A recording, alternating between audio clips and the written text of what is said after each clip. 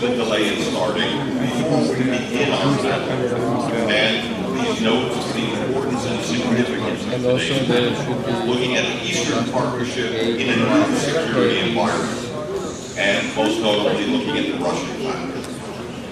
What we also want to do is to take an opportunity before we begin the panel and to introduce a short, important presentation on the need to adopt a list of assessors for the election.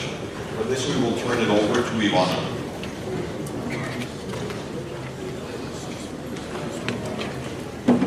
Hello, my name is Natalia, and I'm from the Secretariat of Eastern Partnership Civil Society Forum. So, according to our procedures and our statements, as you know, all the elections to the Steering Committee of the Eastern Partnership Civil Society Forum will be assessed and observed by independent observers. The people who are coming to the forum, who are coming here not in the capacity of participants, can actually be selected for those positions, but as independent observers. So as first announced earlier, all volunteers, and we have here on the screens to the right and to the left the list of 12 volunteers who will be observing the elections and assessing the elections upon the approval of the assembly. So right now I suggest that if there are no concerns about the assessors to adopt the list, and then the people can be instructed on how to proceed with this process. If you have any problems with any of the listed people, please voice them. If no, let's vote. Are there any issues with any of the lists that you see here?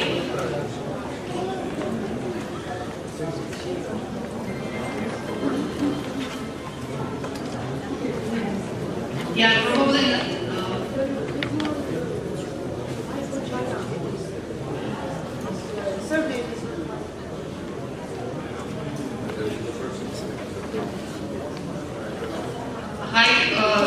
Yeah, it's just the wrong spelling, I think, of the surname. But are there any concerns on the people and any possibility for conflict of interest for them? Okay, then can we, by show of hands, vote for approving this panel? With a show of hands.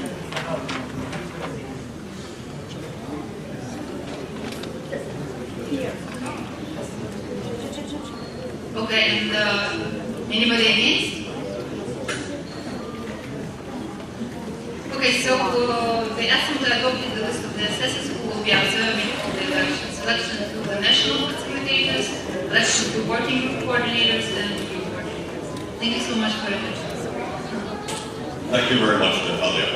As we now proceed to our afternoon panel session, Eastern Partnership in a new security environment, with a focus on the Russian factor, we have a series of prominent and distinguished participants and speakers in this panel. Most notably, it is important to stress, as a director of an independent think tank myself, many in the think tank community are thinking too much about tanks and not enough about democracy and ideas.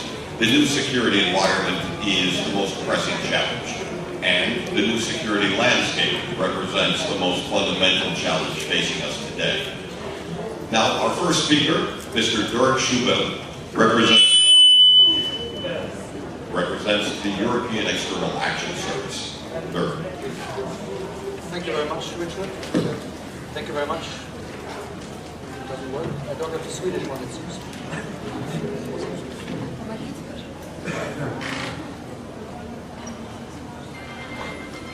Thank you very much.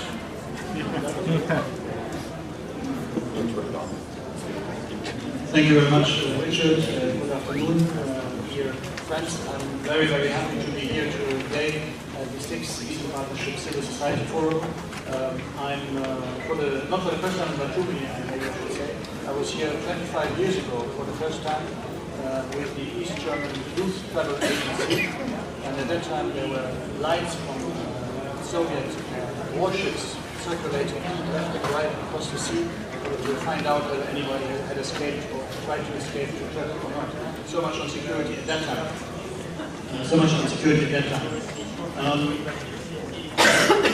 The title of our panel refers specifically to the Russia factor, and I will talk, of course, about Russia. How can we not speak about Russia in this surrounding? But I wanted to take a bit of a wider look at the security issues and also at the role of civil society for security. You might think that security is a new thing for the European Union because the common foreign and security policy idea was only basically raised in 1992 for the first time in the Maastricht Treaty. However, security underpins the entire European project, as you will agree. The EU was not only created to remove trade barriers or to harmonize regulations, it was also created to bring peace in the first place to Europe and to give its citizens security after decades of conflict. We cannot be secure, we think, if our neighbors are not secure. So security, along with its sibling stability and prosperity, is a fundamental objective of the European neighborhood policy, including the Eastern Partnership. So how successful have we been so far in this? We have used various tools over the past 10 years to try to promote the issue of security in the EU's neighborhood. I think it is fair to say that the results have been mixed. The EU's experience has been that stability has improved through integration and through adopting the EU, what we call acquis, meaning EU legislation. Stability leads to security and prosperity. Within the EU, regional conflicts are thankfully a thing of the past. Our tools have been successful also in the Balkans. But we cannot pretend that the neighborhood policy has brought much security to certain parts of our neighborhood. Large parts of the southern neighborhood are in a truly terrible state, let's be honest to ourselves. The ENP did little to correct the injustices which triggered the Arab Spring, and it has done little to end the conflicts which have grown out of the Arab Spring. Nor can we congratulate ourselves without reserve on the impact of the European neighborhood policy on the security of the eastern neighborhood. Being still in the beginning, it did not prevent the 2008 conflict in Georgia. It has not contributed either to the resolution of the conflict over Nagorno-Karabakh, which looks in principle as dramatic as it has looked at any point over the last 20 years. Most serious of all, some argue that it has been a factor in triggering the conflict in eastern Ukraine. And of course, it has been raising the stakes also in Moldova, where the Transnistria conflict is hanging like a sword of Damocles, if we may say so, above the Moldovan leadership. So, what can we learn from this? Is our approach completely wrong? Should the EU fundamentally review the Eastern Partnership and find a completely different way of promoting security in our neighborhood? You will not be surprised that I say that, of course, the argument that the Eastern Partnership is responsible for the conflict in Ukraine is complete nonsense. People took to Maidan, as we heard also in the previous panel, to express their dissatisfaction with the hyper-corrupt regime of Mr. Yanukovych that gave in to the Russian pressure to postpone then the signature of the association agreement. It would be at best simplistic and worst deceitful to blame the EU's neighborhood policy for the conflicts in the region. I remain convinced that this is a powerful tool for security if we deploy it effectively and correctly. But we must also be conscious of its limitations and to reflect on how we can overcome these limitations. The EU has been successful in promoting security wherever we have been able to deploy our normative soft power tools to greatest effect. And for this to be successful, however, we need, in the first place, willing partners who are prepared to invest seriously in reforms and to reshape their societies and their economies. In North Africa and the Middle East, this has not been the case and is unlikely to be the case.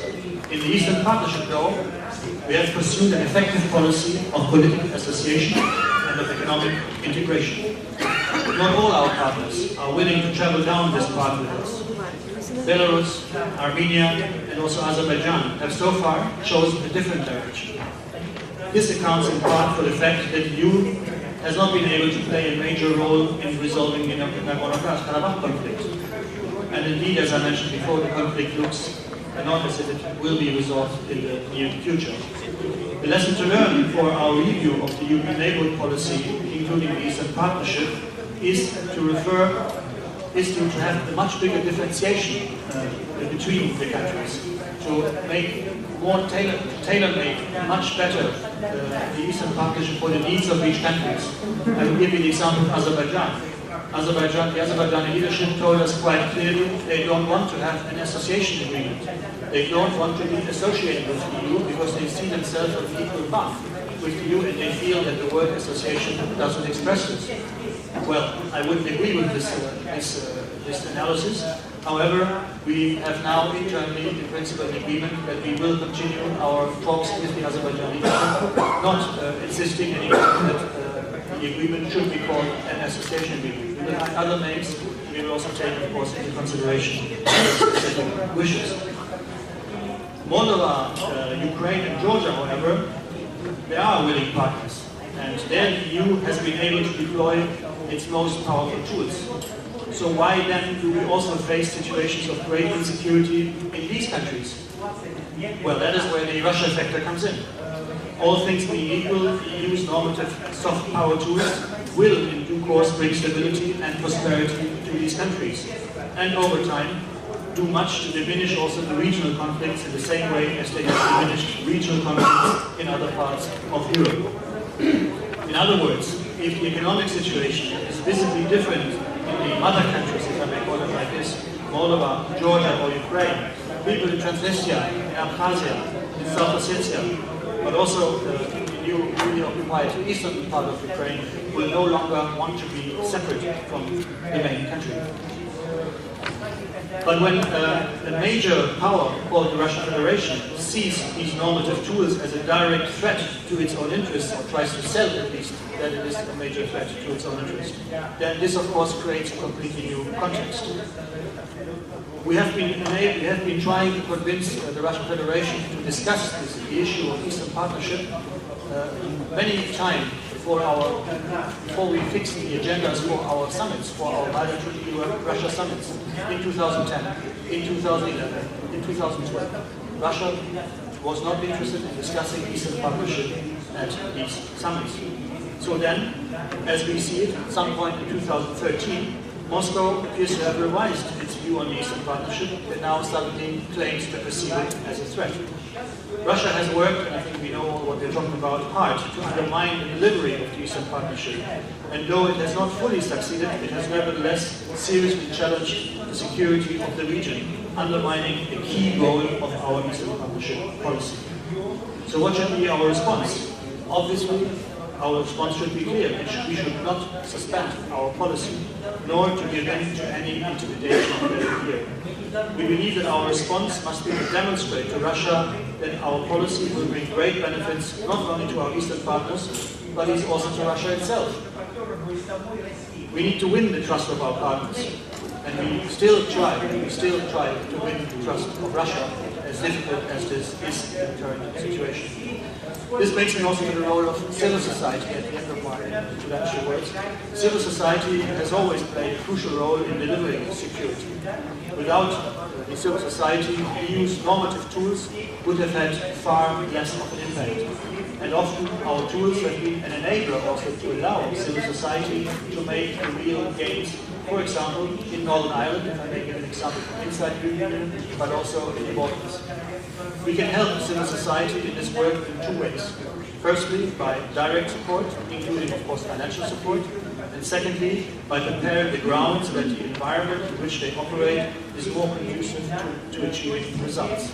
Track 2 in diplomacy, as it is called in expert circles, works better where stable political institutions exist and where there is growing prosperity. But again, the cooperation of the authorities in the partner country is essential.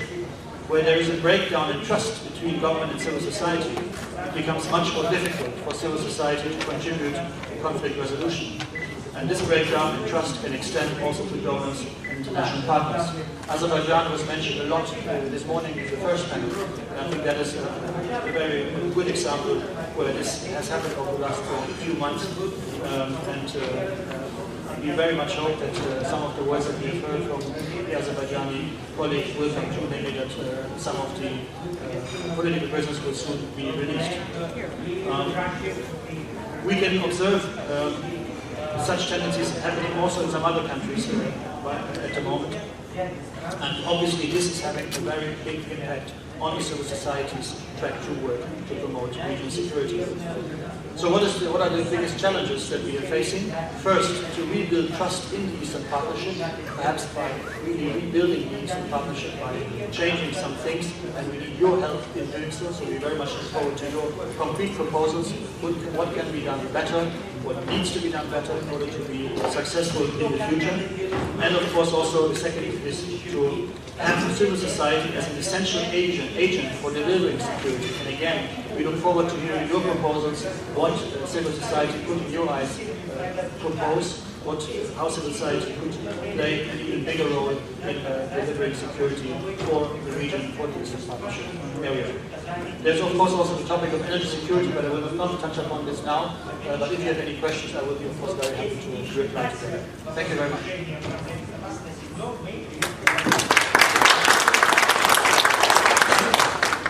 Thank you very much for a brief but concise and enlightening presentation. We now turn to the Polish ambassador to the Republic of Georgia, Ambassador Cieszkowski. Thank you very much. First of all, it works? Yes. Yes? Yeah. First of all, I would like to thank you for inviting me to the 6th annual Civil Society Forum meeting. It's a real pleasure for me because in my previous capacity as Ambassador for Eastern Partnership in the Polish Embassy, I participated already in 3 of those meetings, and this is the 4th one as Martin Paxton told you for him as well. So I was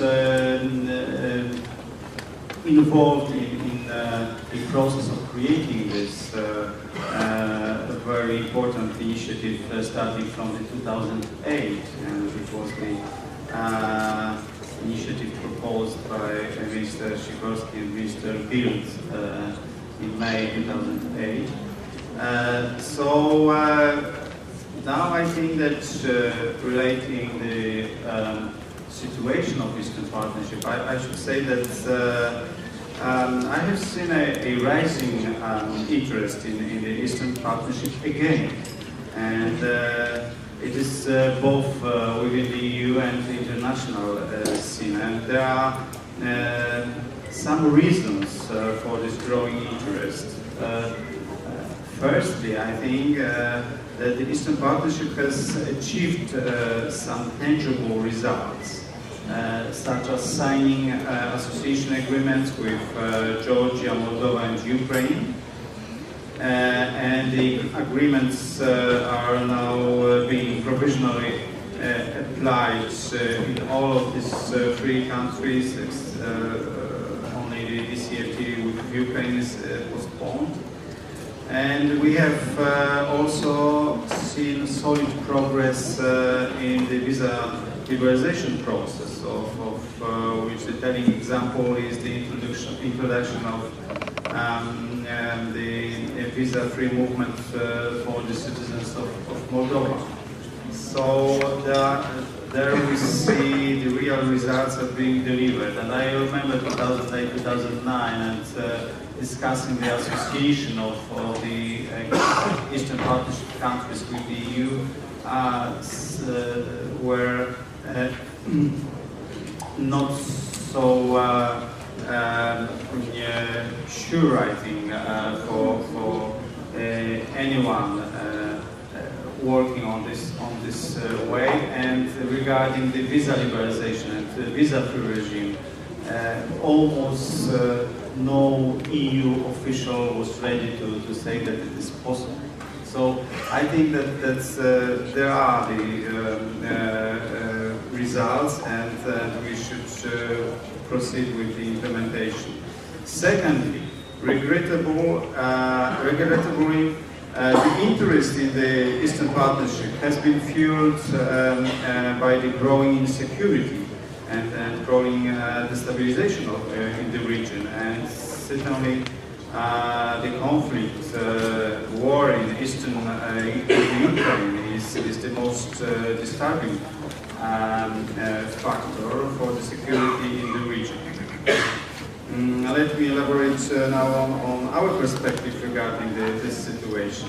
Polish perception of the Russia-Ukraine conflict follows assessment of the situation in the region, which has been created as a result of the actions undertaken by Russia against Ukraine. And those actions stand in clear contradiction both to the basic rules of international law as well as the principles of peaceful coexistence and cooperation between sovereign states. So Russia has violated basic rights of Ukraine as a sovereign state.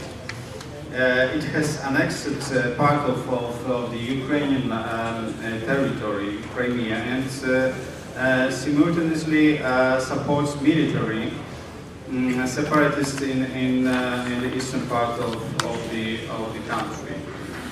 So Russia is responsible for the situation that has arisen today. Therefore, Russia is part of the problem. But I should underline that at the same time, Russia can be also part of the solution of the problem. And the crisis in eastern Ukraine cannot be resolved without determined, genuine Russia's engagement.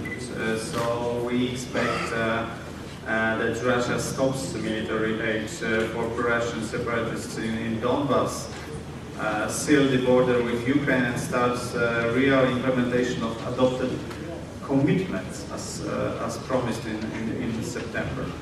Concerning the relations between two processes, as Dirk already mentioned, EU, Russia, and EU Eastern Partnership countries. One could ask whether upon establishing Eastern Partnership, the EU took into consideration adequate offer for Russia.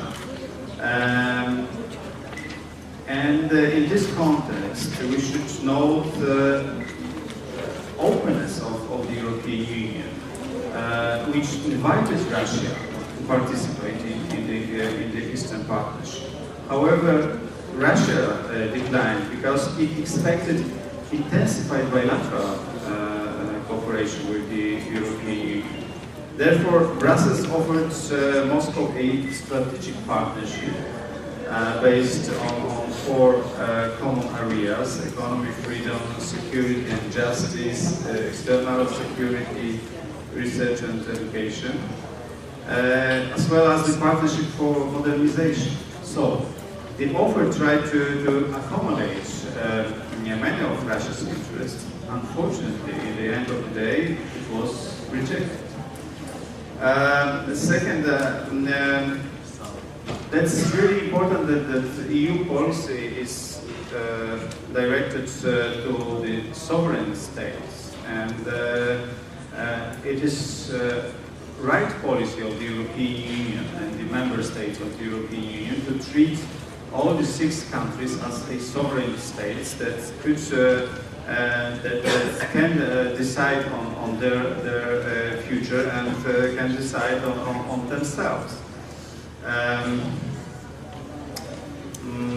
I agree with Dirk that the Eastern Partnership policy was not contested by Russia for years.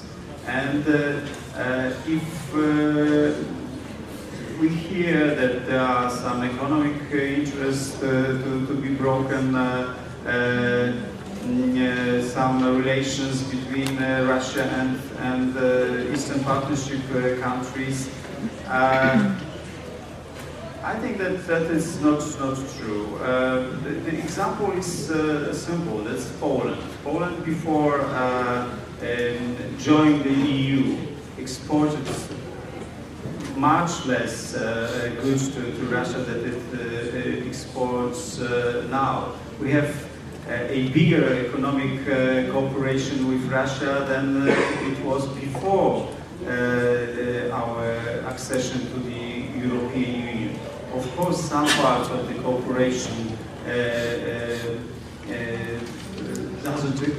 don't exist anymore, but others developed very well. So there were, I think, more opportunities than threats for the economic cooperation between Eastern Partnership countries and Russia than any threats to this situation. Coming back to the EU policy offered to the Eastern Partnership countries, I think that the neighborhood should be still priority of the EU foreign policy. And reacting to the new Russian foreign policy versus partner states that leads to destabilization, EU should strengthen the Eastern Partnership policy. It should strengthen the bilateral and multilateral cooperation. And in the time of security crisis in the Eastern European region, we should use all existing possibilities and tools to stabilize the situation and enhance the cooperation of the countries willing to work towards stability in the region. And in my opinion, Eastern Partnership is one of those tools. I agree with, again, so that's, you know, that's good to have a speaker before that say very similar opinions that I have. I agree that we realize that the current Eastern Partnership structure and aims need remodeling. And it should take into account individual needs and ambitions of the partners. It should be underlined that differentiation and so-called more for more principle should be taken into account even more now than it was before. And here is the connection with the Russian factor that we should recognize the efforts of the countries that have chosen that difficult way in the geopolitical situation as well, and geopolitical very difficult. The way of integrating with the European Union in order to build democratic countries with rule of law and prosperity for their citizens. So European Union should be committed to assist those countries. So Poland will remain devoted to the further development and success of this Eastern Partnership. The key issues for the nearest future are the continuous reforms in all Eastern Partnership countries, because we think that only strong states with efficient economy, administration, security sectors, as well as engaged and strong civil society, will be able to face the difficult security and economic challenges ahead. So difficult political, economic and security situation cannot prevent the governments from introducing necessary reforms. Second, visa liberalization process. We should put every possible effort to move forward with the visa liberalization where possible. And we have Moldova already in this visa-free regime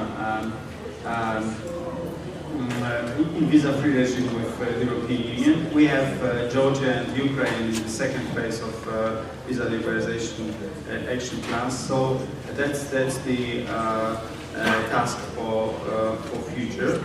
And there is the last point concerning the recognizing European aspirations. And Poland stands for recognizing of these European aspirations of some Eastern Partnership countries, particularly Moldova, Georgia and Ukraine. But we are aware that still it's too early for the whole European Union to form the EU membership perspective. But we still are for the open door policy of the European Union. And we should take every possible effort to guarantee the Eastern Partnership Summit in Riga to succeed and to bring visible deliverables. Thank you very much.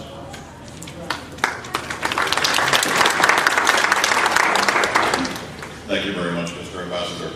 Now we will turn to a Ukrainian perspective. Oleksandr Sushko from the Institute for Euro-Atlantic Cooperation. Thank you. Is it working? Yeah. No. Yes. Yes. Okay, it's better. It's better.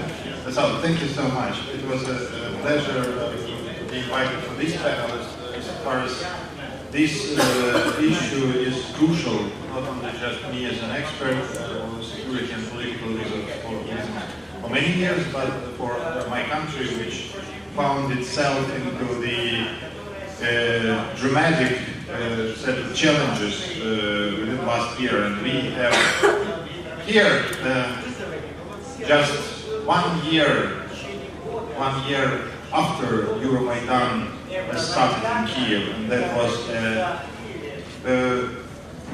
tomorrow. Yeah, tomorrow we'll have the first anniversary of Euromaidan. But at that time, 21st of November,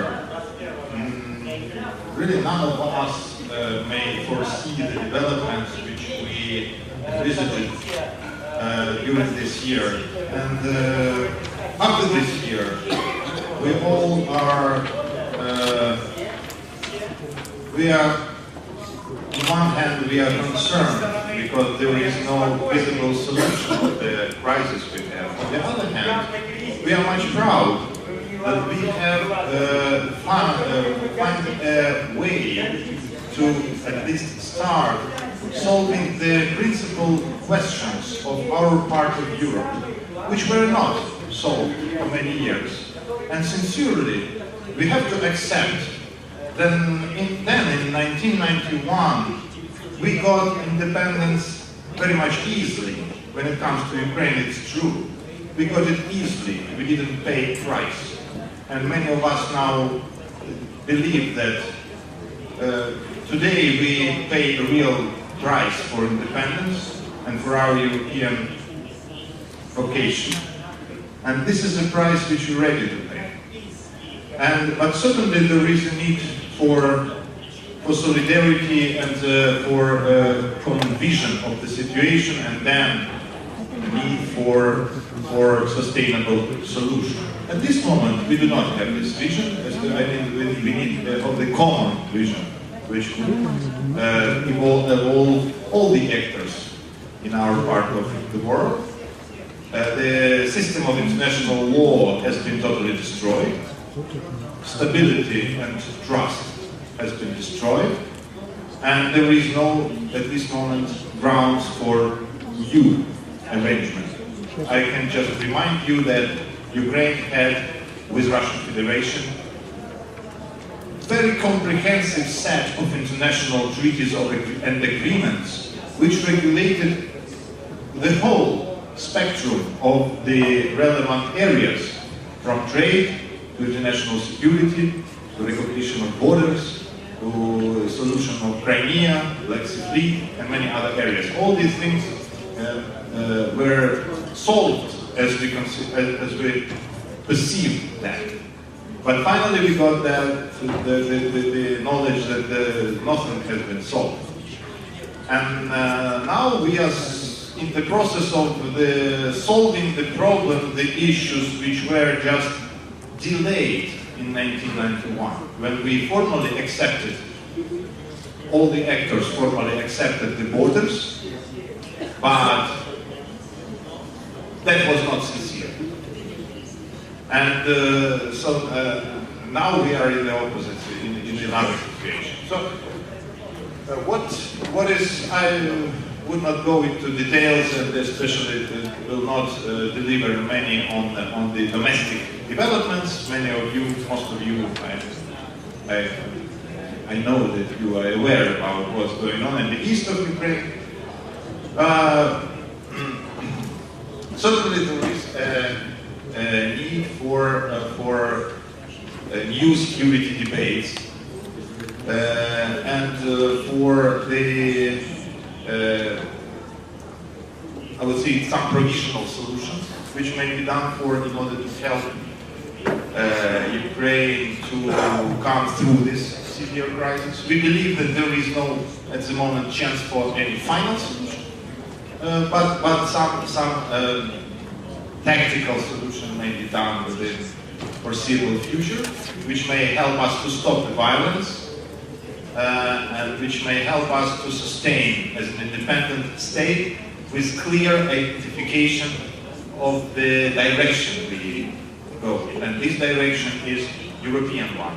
At this moment, there is no doubt, and there will be no more debates about this. One of the fortunes we got from this crisis. There is a sense of direction, which will act for many years. And there was a lot of debates on what is better, how to combine East and West, etc. And finally, we were nowhere. So the country which never makes a choice, that was a symbol of Ukraine. And it is not anymore the case. So we have a sense of direction. And this is a big value. But what's next? Certainly there is a need to see realistic plan of actions, what to be done in order to help our country not just survive, but to prove and to get success, to prove the right, that we were right, that Euromaidan. And first of all, the best security, I mean, for our country will be ensured through the consistent program of reforms. So this is not just my opinion, that it is not just about the military security. It's important, it's certainly, and we need support also in hard security aspects. But the major prerequisite for success would be the transformation of the country. And here we hope in the nearest weeks to have sustainable government, cabinet minister, new one after parliamentary election, which propose a clear, well-grounded program of reforms. Unfortunately, now we are involved, and the civil society actors are involved in many areas in preparation of the program of future coalition, the program of the future reforms. And there is a signal that the government understands it's dependent on the civil society. And many of the independent experts who are also those who participate in our forum are the part of the process. They are advising to the government, they try to work together in order to build a program. But we know that the program is just a paper. Finally, we need lots of things to transform any good paper into the reality. And here we need a sufficient sustainable support by the European Union, as the European Union is a major partner in this area. This is the need for, and we welcome the efforts by the European Union, which provided already some programs to help Ukraine to become a successful case. For instance, I may refer to the support group, which chaired by Petr Balash, who is well-known EU official for many years. And they work on the ground now in Ukraine to help, for example, how to develop the programs in order to involve more support from the international donors, not just from the European Union, but from the others. Which kind of communication to be provided is, to the wider international community to mobilize support which is available, because there is no support which may be available automatically. There needs to have efforts for that. So this is a challenge which we hope to work on together.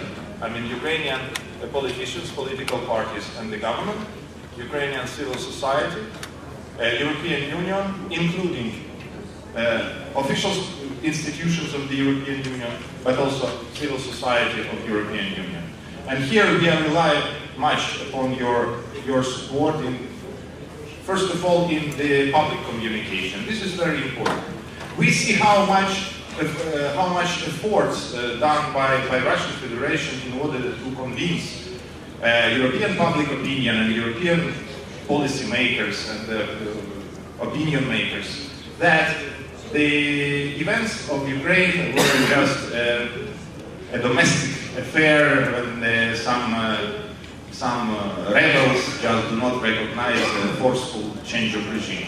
There are lots of reports. Unfortunately, there are some politicians and persons in the European Union who just repeat these messages and misguide the public opinion. Unfortunately, it happens sometimes. So we need to be aware about the seriousness of the work on the other side who want to undermine the credibility of the changes in Ukraine.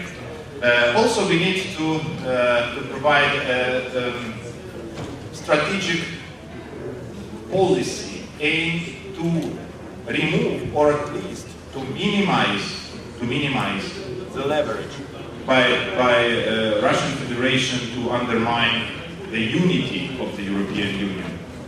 We know how much efforts, for instance, they pay in order to build infrastructure projects which aim to undermine European unity and strengthen the hand of leverage over Europe by Moscow.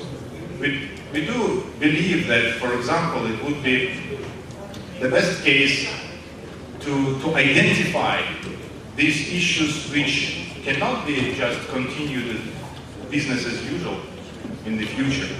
For example, it would be reasonable, in our opinion, just to abandon such projects as South Stream, for instance, which is purely political one, which aimed exclusively to strengthen Russian leverage in the EU and to divide the European Union. And sometimes it is successful, we see. So there is no, I think that's the way of things. So it is a part also in our strategy in Ukraine that we understand that this, what we call sanctions, is not about, unfortunately, this is not about sanctions which we impose from this month to next month and then come back. Unfortunately, we need to understand that the policy which we call sanctions would most likely be the longer-term policy. Until Russian regime changes its nature, there is no way to come back. And that's why we need to help our business to develop the strategies which does not foresee any business as usual with Russia.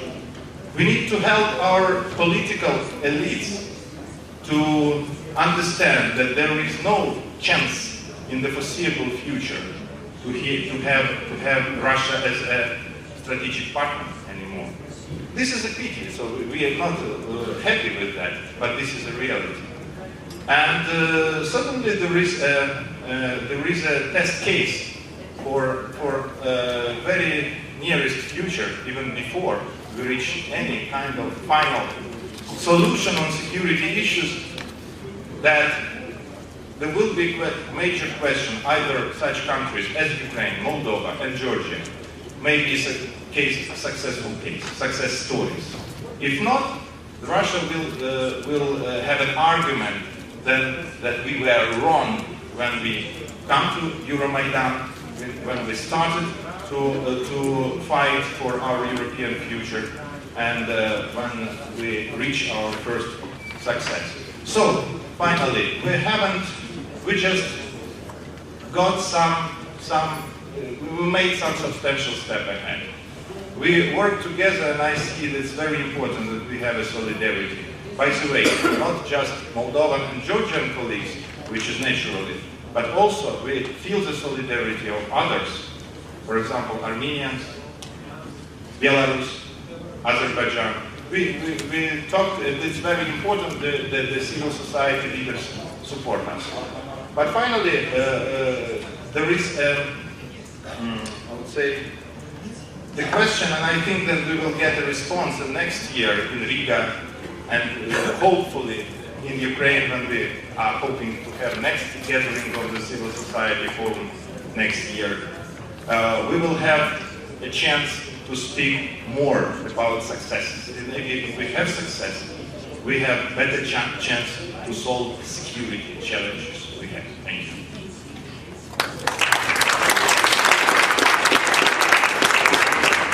Thank you very much, Oleksandr. Most notably for the reminder to all of us that it is no longer business as usual, especially in terms of the security environment. Now, as we move from Kiev, we will never forget Kiev. Developments in Ukraine not only reverberate throughout this panel, but actually throughout our days of work here. Developments on the ground will make or break in terms of a test and a challenge not only for civil society in Ukraine, but for civil society throughout the Eastern Partnership. It's also a test and a challenge for the European Union at the same time. But now we will turn briefly from Kiev to Viorel Cibotaru from the European Institute for Political Studies. Thank you very much, Richard. And I also would share my gratitude for being invited here and have this change to speak to all of you. And I would say that, of course, Republic of Moldova is very exposed to Russian factors in both ways, positive and negative. Positive because Moldova is still very dependent on the Russian market because of historical ties, because of ethnic ties with some parts of our population, because, of course, of common history, and not less exposed right now from negative influences. And we experienced together with our Georgian colleagues in '92 armed conflict, and with Russian troops, already at that time transferred under the Russian Federation authority, forming for the army, and newly created paramilitary forces with separatism regime. And we experienced all this year, all these changes in the mood of administration of the Kremlin. And today, the current situation in Moldova, I would like also you to take into account this dichotomy of Russian factor to Moldova. And of course, having in the background, as you said, Richard, he was always present in this equation. And everything what is going now with Armenia and in the eastern region of Ukraine, of course, we have sometimes direct influence, sometimes indirect influences. And I would like maybe just shortly to characterize a few factors. First, economic factors, the current situation is unchangeable in comparison with last few months or last year. We have still this embargo on Moldovan fruits, on Moldovan wines, on other goods like meat, which is, of course, it goes to Moldovan economy great strength. And then we have, but from the other hand, Russia currently extended the one 1-year contract on gas supply, even diminished the price for the gas. But at the same time, in economic sphere, we still are under Russian blackmail of sending all migrants, gastarbeiters, which is a considerable number of them, are working in Russia. Politically, the Republic of Moldova right now is exposing the Russian factor through the huge and focused participation, despite its presence in Georgia or in Ukraine, for example, Russian factor in Moldovan politics. We have now running the electoral campaign. On the 3rd of November will be general election, and we have, for example, a part of socialists which are directly transmitting the messages for Putin. It's Putin's party, it's not the Moldovan party, socialists, it's not even Russia, it's Putin's party. And we have several different parties running in this campaign, supporting Social Democrat. It's a bloc of 3 parties, Party of Regions and Party Social Democrats, I'm sorry, I forgot their name, pledging for custom unions, but at the same time we have a part of communists which refuses to support the idea of supporting the customs union and supporting Russia, but at the same time they are still a communist party. They are opposing to, actually verbally, but nevertheless, they are opposing to association agreement and association with European Union. So, political situation right now in Moldova is, let's say, 50-50. And it's depending very much how will be the future of Moldovan base and how the association agreement would be implemented in the Republic of Moldova. And if we want, 2 days ago, as Director of Public Opinion Barometer in Moldova, we presented the last poll, and this poll is suggesting that even if political landscape in Moldova is shakeable, but at the same time we hope very much that we can create an alliance, maybe even with Communist Party. Might not be purely a pro-European parties-based coalition. Maybe it's a larger coalition, but for that we should work a lot, taking into account that our pro-European parties, Liberal Democrats, Democratic Party, leave people with a lot of discouraging acts and not being able to finish the extremely important reforms, specifically in justice reform or fighting endemic corruption in Moldova. And this also the lessons to be learned for other colleagues from other countries, because it's a not less important fight than to fight other great issues like poverty or fighting for human rights. And the third factor is not less important, and I would like to bring to your attention the military factor and the civil society and military factor, because we are learning every day from experience of our Ukrainian friends that in 20 years of all these years we achieved to demilitarize our institutions. We achieved to diminish our military budgets.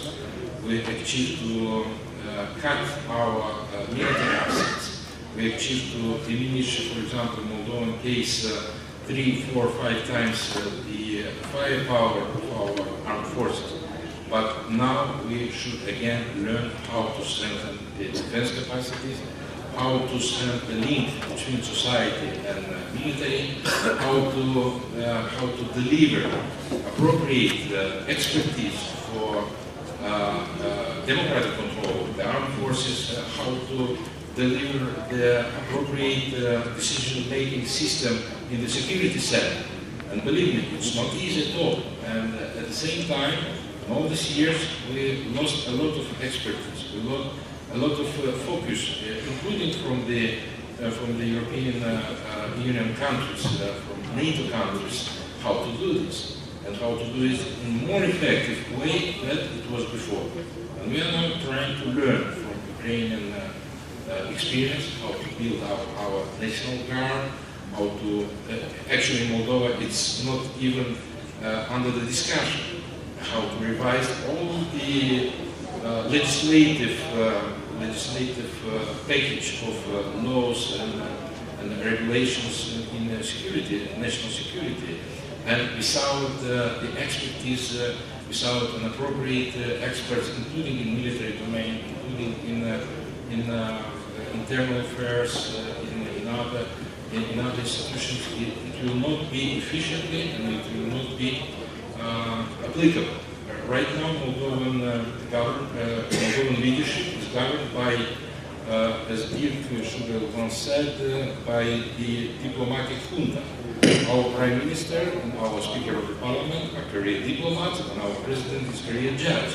But no one on the military side is ready to support them in this issue. But we still have Russian troops on our territory. We still have the Transnistrian regime, which is not under the control of Moldovan authorities and any international authorities, which is not accepted the verification missions and so on and so on and so on. And it's continuing to be troublesome territories, not only for Moldova, but now for Ukraine too. And this issue also should be faced somehow because more than 1 year the 5+2 mechanism of the Transnistrian settlement actually is not working properly. They are not touching the issues of defense, security, and the political settlement, only current issues concerning some peripheral topics. And in Moldovan case, this is also extremely important, and we try to consult and suggest some lessons learned from all these years of dealing with Russian diplomats, military, civil society on the Transnistrian issue. And we see how many issues are replicated in this region, so-called region of Donetsk and Lugansk.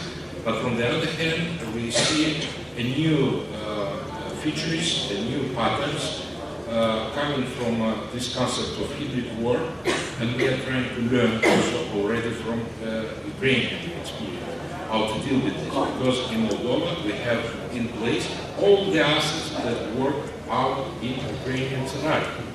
We have more than 100 associations, NGOs, different groups of interest that can play a role of activists in anti-Maidan type of actions. We have political parties. We have business, which sometimes can host residents of intelligence from Russian intelligence institutions, agencies. And we see right now very successful anti-counter-intelligence operations in Armenia, Poland, and Baltic states. Not many of you know about that, but this is also to be taken into account when we are speaking about, for example, perspective of Moldova continuing its European base, and after the elections to try to create a pro-European coalition that would be capable enough to implement the association agreement in the best way, both for Moldova and for European Union. And this is the task and issue number one for Moldovan society to observe, to be very prudent and to see how to diminish the negative effects of Russian factor in this regard, including also the capabilities of Russian information warfare. I couldn't say mass media, I say warfare, because in the case of Moldova, and we see, we measure it, how this warfare inflict and how it's using not only propaganda but also manipulation instruments, toys for changing the electoral and social behavior of Moldovan citizens. And this is a very, very dangerous situation when the war is around you and your home too. So we should think about this countermeasure also in terms of war, hybrid war, security issue on that.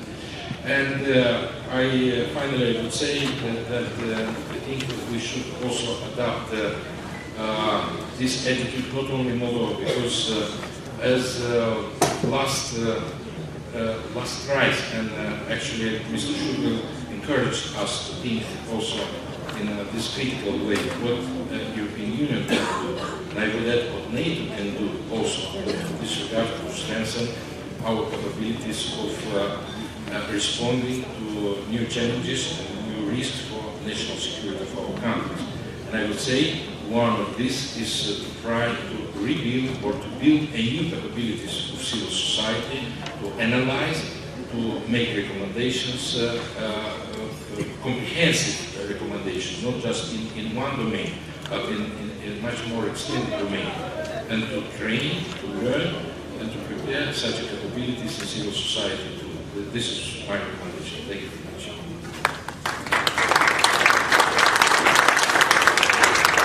Thank you very much.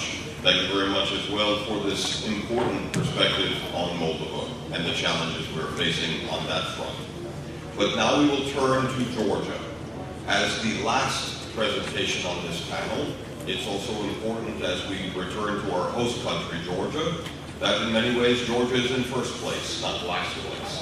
But Sergi Kapanadze will give his presentation. Sergi is from the Georgia's Reforms Association, or GRAS, which is both a prominent actor, but also a powerful factor in Georgian civil society. Sergi and his team actually challenged the status quo in Georgia politically with the power of ideas. Sergi. Thank you, Richard. The beauty of speaking last, you can always say, I have nothing more to add. I'll stop there, but I guess that would fly.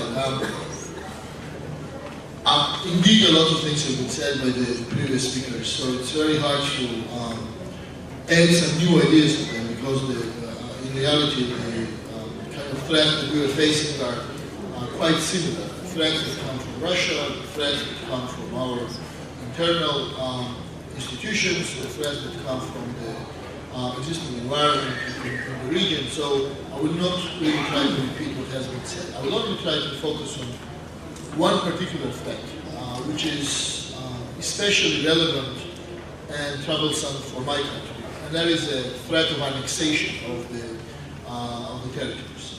Now, that has already happened in the case of Ukraine, where Crimea has been annexed by Russia.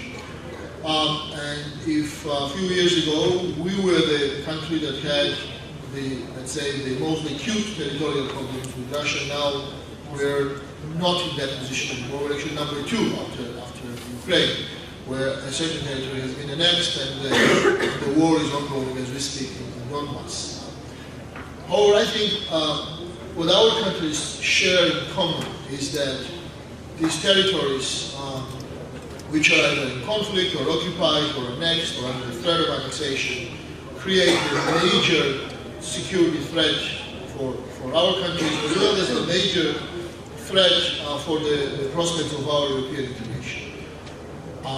I think, and the group that I represent thinks that the biggest challenge for the European integration, for the integration into NATO, for Georgia, actually right now is a threat of annexation of South Ossetia and Abkhazia. For a very simple reason, because if Russian policy toward Georgia continues along the same logic that has taken place in Ukraine, and that has taken place in 2008 in Georgia, which is that the major milestones on our path towards NATO and EU have been met with the concrete complications in the conflict regions, then our assumption is that the next milestone happens. Whatever that milestone is, whether that's the membership application or, I mean, you name it, there could be a number of important milestones identified. Then our assumption, our fear is that there will be further actions in those regions.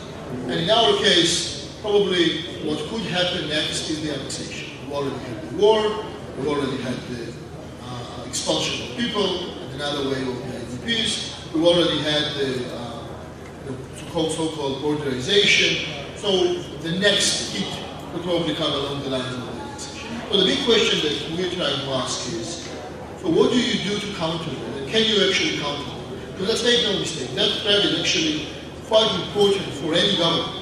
Because we go down the history books as the government in which the territory has been annexed by Russia, even though we have had a major success of the path of European integration, it's not really something that any government wants.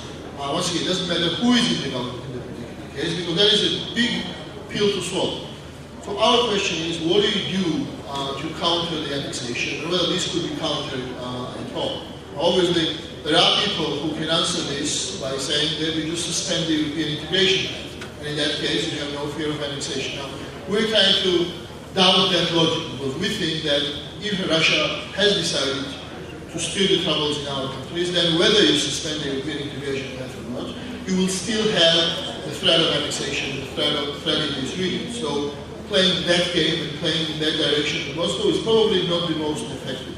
However, intellectually we understand the value of that argument. And recently I've had some lectures and visits in the regions of Georgia, particularly the ones populated with the minorities, and you hear this counter-argument quite often. The argument that if you stop your NATO and EU integration, maybe Russia will not do any harm. Now what we think is that in order to be in the position to effectively challenge the annexation, you need to work in a different direction. What I will do here is that I will just give you 7, 8 directions where we think concrete steps could be taken. Now I also understand the challenge of time, so I'll be very brief in each of those. We have recently produced a vision of the anti-annexation strategy, which is already available in Georgian, will be published in English, and also available in a few days on our website, so you can actually look at the details there. So there are different directions where we think the actions could be taken. The first direction, which is usually quite underrated and not often talked about, is the legal direction, the legal battle that Georgia in this particular case can undertake vis-a-vis Russia. But the problem is that when we talk about the annexation, international documents, international resolutions, as well as the legal battlefield is mute about the process of annexation. We have no court case where this is being discussed. We've had the court case in the International Court of Justice, for which the court has actually thrown out the case and told us that we need to explore the remedies within the Convention of the Elimination of the Racial Discrimination, and then go to court if this is not resolved there. So international legal battle on this issue, unfortunately, is not taking place. Now, I understand that the similar questions are also being asked in Ukraine when it comes to Crimea, but not many answers are there. We all know how Serbia has ended that battle, seeking the advisory opinion at the International Court of Justice, and not the kind of response they were waiting for they received. However, continuing in this direction is important, and the part of it also is trying to establish the terminology of occupation, the terminology of annexation, or the threat of annexation. And when I say this, I also want to be very frank in one thing, which is that when we were talking with the European Union in the last years about assessing the situation in Georgia as occupation, very frankly, the answer was hesitant. And now when the same thing is happening in Ukraine, the more bolder statements are being made. Occupation is being given as an assessment of the situation. But it took the EU quite a few years to be able to assess what is happening in Abkhazia and South Ossetia as occupation. And let's make no mistake, the association agreement does not mention the word occupation.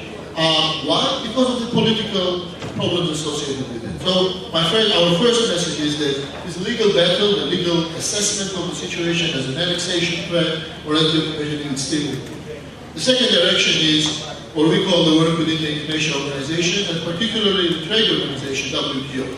Because any change of borders, the forceful change of borders, obviously implies the change of the custom borders.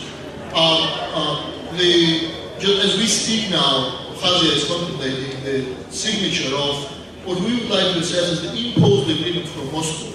The agreement which is basically about the annexation. It's basically about taking over certain fields of the Abkhaz public life, and particularly the customs field. Now, how do you challenge it? Obviously, one of the major ways to do it is to use the instruments like the WTO, to use the instruments that are available within an organization, which requires a concerted effort and a concerted action. You cannot do it alone. And there also, the assistance and the help of the European Union is extremely important. However, having said that, you also need a complete action from your own government. And I'll give you an example of our government, which for the last 2 years has not managed to enter into force the WTO agreement that Georgia signed with Russia in 2012. And it has entered into force, but has not been implemented. Why? That's an issue for different discussion, but some people say that the reason for that is unwillingness to engage Russia in a different confrontational field within the WTO. There could be a logic there. We will also come back to this issue as grass in a few weeks, but we think that's important to keep the issue focused within the WTO and the international organization. The third important direction is, and this has been mentioned here, so I will not go into greater detail, is trying to decrease our dependence on Russia. And that could sound as a very logical thing to say, and as kind of intuitive thing to say, but the facts in Georgia have been quite dramatically different. In 2012, Georgian exports to Russia only represented 2% of the trade. In 2013, they represented 6%. This year, on the first 9 months, they're up to 10%. So the question is, what's going to happen a year after this? In 2 years, is it going to go up to 15, 20%? Because the problem of a 15 or 20% dependence on trade or on exports with Russia is that these are mainly agricultural products and the agricultural exports. And any embargo is going to have serious, not only economic repercussions, not only budgetary repercussions, but also political repercussions, because people who depend on this kind of trade will feel it on their own skins. And obviously this is also an electoral factor and also a political factor when these decisions are being made. So our recommendations to all these countries, and particularly our own government, is to do everything not to increase economic dependence on Russia. Now, fortunately, energy dependence in the case of Georgia is still not there. We have managed to fully diversify our energy dependence. So would not the same thing can be said about Ukraine, unfortunately. However, one lesson that can be drawn from this is that more dependent we are, more instruments they have. The fourth, also very briefly, is the necessity for the new visions when it comes to dealing with the populations of Abkhazia, South Ossetia, Crimea, Donbass, Transnistria, because I think the approaches and the ideas that have been there in the last years have either exhausted themselves or have become jeopardized with the counteractions from these regions as well as from Moscow. I understand that Kiev now faces the dilemma what to do with Crimea. Do we pursue the path that Georgia has pursued a few years ago, when we chose the strategy of occupation, which also implies a certain level of isolation? Or do we pursue a different path of engagement? And I think this is a fundamental question that we all need to be able to answer. And the good thing would be if it is answered in the same way in all these countries, because so far we have seen a very dramatically different approaches to these regions in each capital. Even in Georgia, we've had a fluctuation from the over-isolation to the attempts to engage them too much. So this kind of coherence is important. Now, our idea is that we're at a stage now when all the proposals, all the ideas that need to be aired or need to be presented to these regions have to happen in a status-neutral way. And when I say this is not to say that status neutrality means that we are saying no to our territorial integrity, or that we are saying no to the status of these regions within our own countries. What we are saying is that concrete ideas, economic, trade-related, education-related, they cannot be linked to the status of these regions, because as soon as they are linked, as soon as they are politicized, unfortunately no progress will be possible. And we have witnessed this in the case of Georgia very quite often. The fifth issue is the sanctions. And there was a discussion here about the sanctions and whether they're effective or not. And I know that every person has their own idea of how sanctions will work in the case of Ukraine. However, we think that making a very clear conditionality and sending a very clear message to Moscow from our country as well as from the European Union that if the annexation proceeds, that it will be linked to the new wave of sanctions or to the new conditions, new restrictions from the EU side could be an effective way to deter the sanctions in the future. Now, how plausible and feasible this is anybody's call.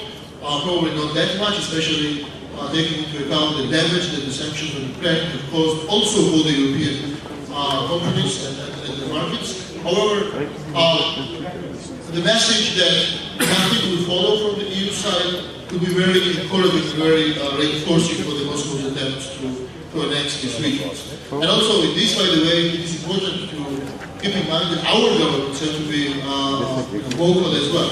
Because in the case of Georgia, we have seen in the last year a government who has not linked the Georgian occupied territories to the situation in Ukraine. They have deliberately tried not to talk about the sanctions vis-a-vis Russia.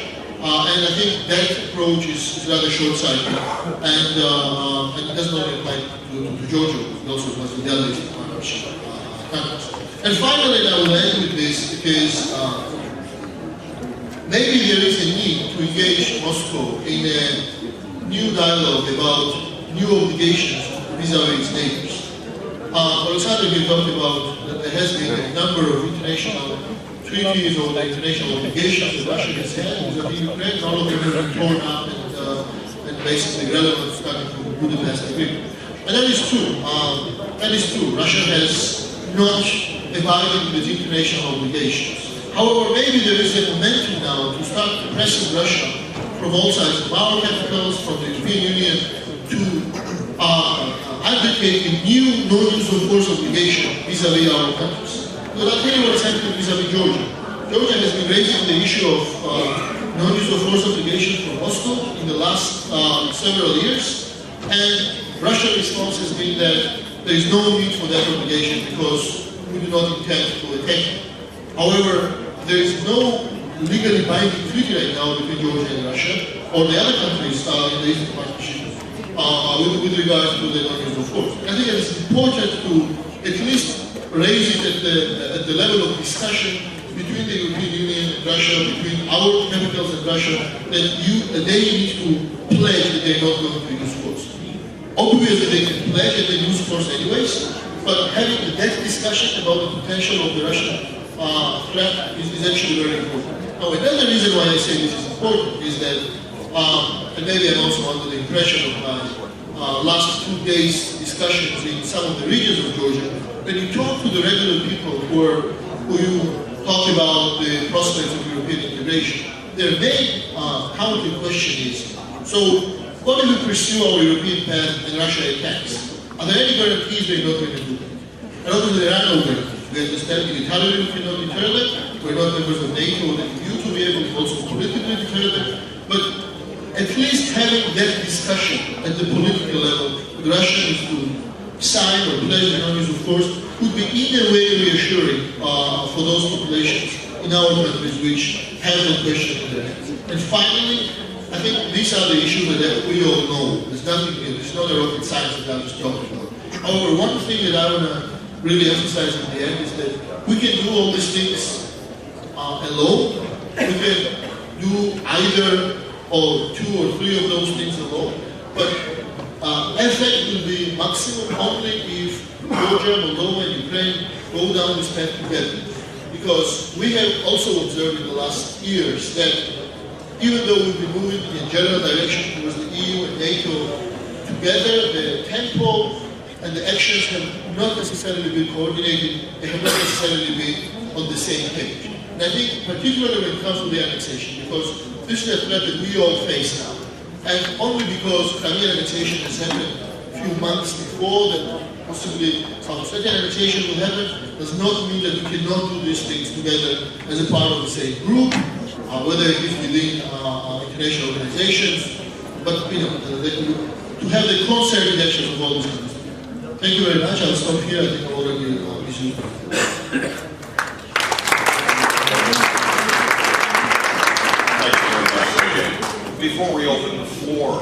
questions, I do have one observation, since there wasn't much to moderate, since all of the speakers were both brief and agreed. What's important in terms of an observation is we've talked a great deal about the new security environment, but it's also about the old security challenge. More specifically, a return to the real threats, not only the external threats. My point is, to be honest, not all of our challenges, not all of our mistakes are because of Putin, and not all of our solutions lie with the EU. What the EU needs to do is to encourage and to empower those of us in this room who are on the front line for democracy in the Eastern Partnership. The answer is not the EU.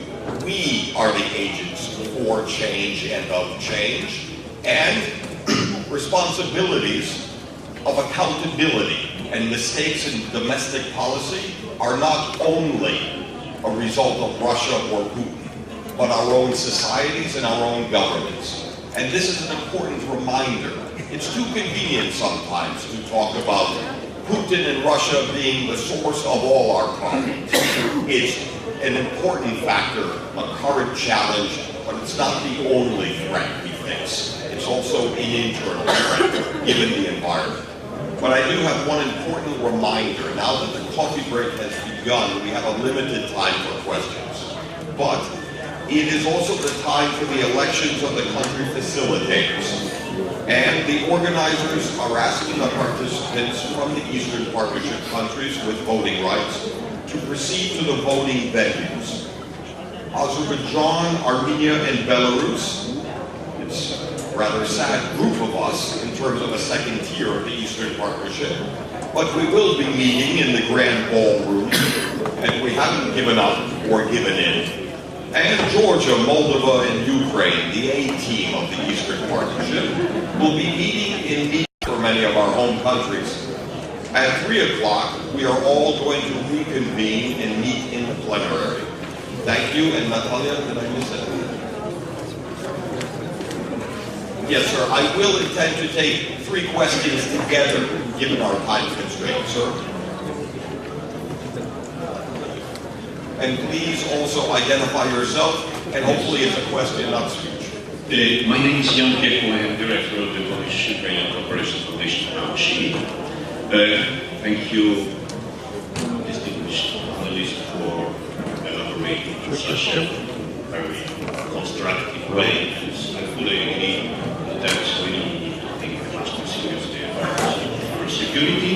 We have a very few instruments at our disposal. One of them is OSCE, Organization for Security and Cooperation in Europe, but unfortunately, because of the Russian manipulation,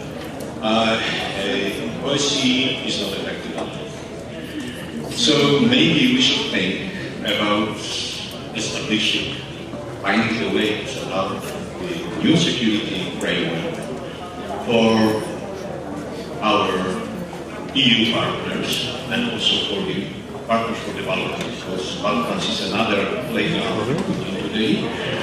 And this initiative should probably be not naturally OSCE, but a supplementary one.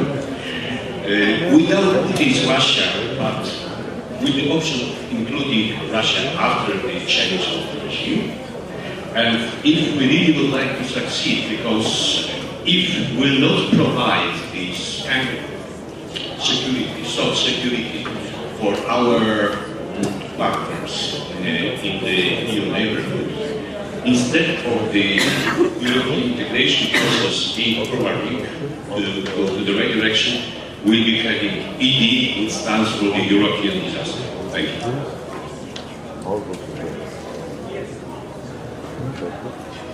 The microphone's coming. Thank you. My name is Ksenia Vakusheva. I'm representing the EU-Russia Civil Society Forum here, as an observer. I'm coming from Russia myself. That's why I'm very interested in this panel.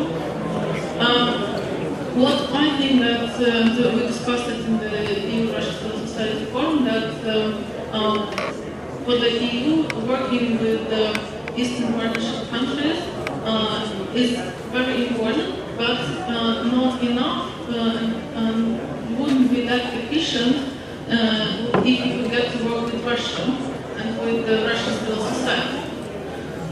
Because Russia is still a center of influence on these post-Soviet countries which are not yet in the European Union. That's why work only with the Eastern Partnership countries or focusing on them without focusing on Russia will reduce efficiency. And in terms of security, then conflicts will follow local successes in these countries. What we see first in Georgia and then in Ukraine. And here's come my question: what is your perspective?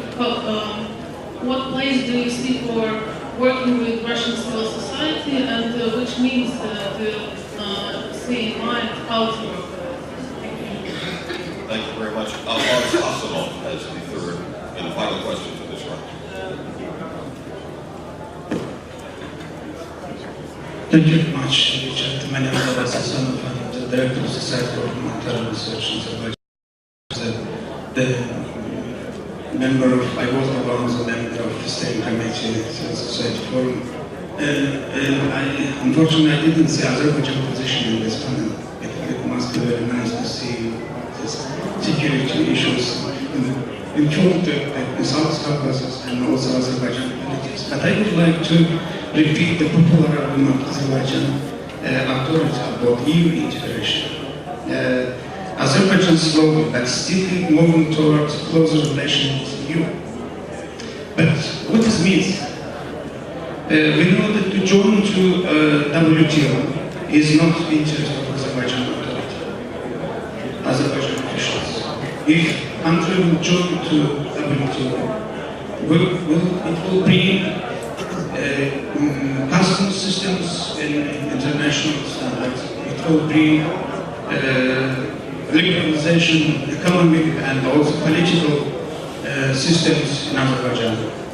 And we see, unfortunately, we see the EU respect to Azerbaijan based mostly on energy security issues, but the respect to human rights and democratic values it's going to second plan with relations with the country.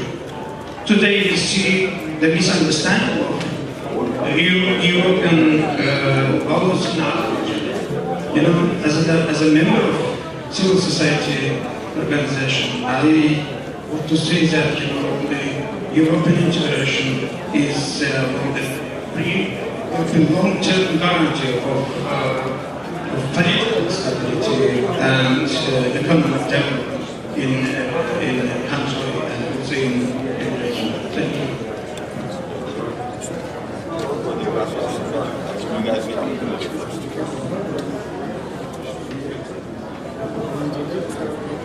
Thank you very much. First of all, happy birthday, first of all. Thank you so much.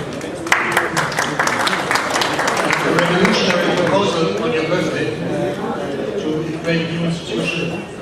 I see two sides to this medal as a spontaneous reaction. On the one hand, the OSCE has been proven to be not always the most efficient and the best instrument that we have if we want to include everyone. And indeed, maybe if you look at the SFM mission in Ukraine, there are lots of rumors about it back and forth. Also wrong rumors, by the way, that many Russian participants, there is a Russian quota, but it's not promise about the Russians, it's according to their quota.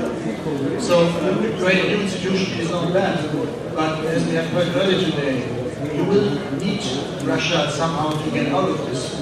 You will need to convince somehow Russia or Mr. Putin to get out of the conflict in Ukraine, to get out of not annexation as we heard today in South Ossetia and Abkhazia, not to do the same with Transnistria, to not repeat the Crimean scenario anywhere else, and to get out of Crimea also very soon. So I'm not so sure whether this is a short-term solution possible. I personally believe that we have to work with the OSCE, in the OSCE, to find at this moment at least the right measures, the right options to get out of it. EU-Russia Civil Society Forum. I'm not a Russia expert as such, but of course dealing with civil partnership countries, I am not dealing with Russia.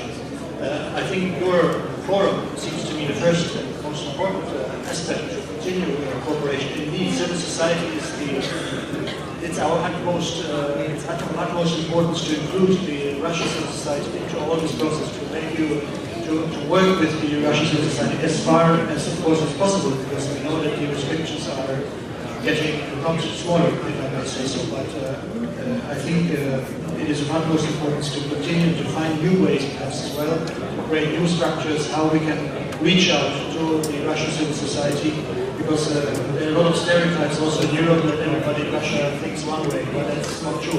And I think we have to work indeed, we have to reach out more to the Russian civil society. On Azerbaijan, I'm not so sure that I got the question fully right, but I can assure you that we do not look only at business and at energy, and oil and gas. We have issued a number of statements over the summer after the crackdown on civil society in Azerbaijan. The European Parliament has issued a tough statement in September, which was not liked by the Azerbaijani leadership, as you know. So we have to reach out, but we also have to now and then be encouraging as well, because we will again have to work with the Azerbaijani leadership and try to convince them. And I think the creation of this body, government, civil society, is the first step, if it is honest and serious. And we will support this exactly then. Thank you very much.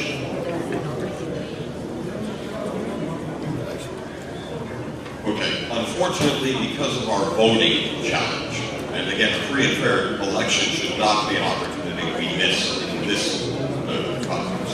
What we need to do are Azerbaijan, Armenia, and Belarus are staying in this room and voting for the country facilitators. However, Georgia, Moldova, and Ukraine are in meeting room 1. But let me thank you and all of our present